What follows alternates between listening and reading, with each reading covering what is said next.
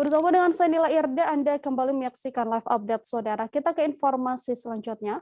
Puluhan warga Medan mendatangi Polda Sumatera Utara pada Jumat sore. Mereka diketahui hendak melaporkan Menteri Agama Yakut Khalil Qaumas ke Polda Sumut atas dugaan menistakan agama Islam. Lantaran diduga membandingkan suara azan dengan gonggongan suara anjing. Mereka pun tampak membawa beberapa spanduk dengan tuntutan agar Menteri Agama tersebut lekas ditangkap. Informasi selengkapnya sudah ada Freddy, wartawan Tribun Medan yang akan memberikan informasi lebih lengkapnya untuk Anda. Halo Freddy, silahkan dengan laporan Anda.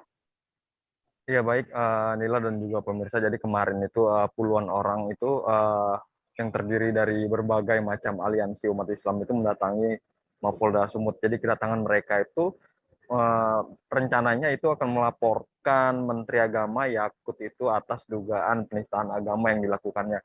Karena Menteri Agama itu dinilai telah menistakan agama Islam lantaran telah membandingkan suara azan dengan gonggongan suara anjing begitu. Jadi mereka itu datang berbondong-bondong membawa spanduk dengan gambar itu kepalanya itu adalah kepala Menteri Agama, sementara tubuhnya itu adalah tubuh seekor anjing dan sampingnya itu banyak ada beberapa ekor anjing juga, jadi disandingkan situ juga. Jadi mereka itu awalnya memang rencananya melaporkan Menteri Agama, namun laporan itu seperti tidak langsung diterima, jadi mereka itu hanya mengadukannya melalui Dumas. Karena pada saat mereka itu demo di depan Polda Sumut itu, mereka langsung diterima dan diaudiensi oleh pihak dari Polda Sumut, dan bentuk laporannya bukan berbuat bentuk LP tapi Dumas begitu, nanti akan diteruskan begitu.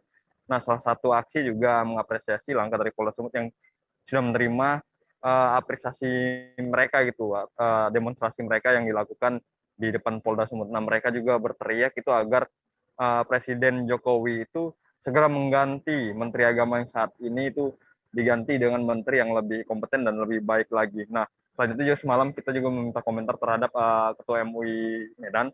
Jadi Ketua MUI Medan itu meminta agar Menteri Agama itu meminta maaf dan juga memperbaiki pola komunikasi publiknya, jadi tidak menimbulkan hal-hal yang kontroversi begitu, Nila. Baik, terima kasih banyak Freddy, wartawan Tribun Medan atas informasi Anda. Jangan lupa subscribe, share, komen, dan like ya.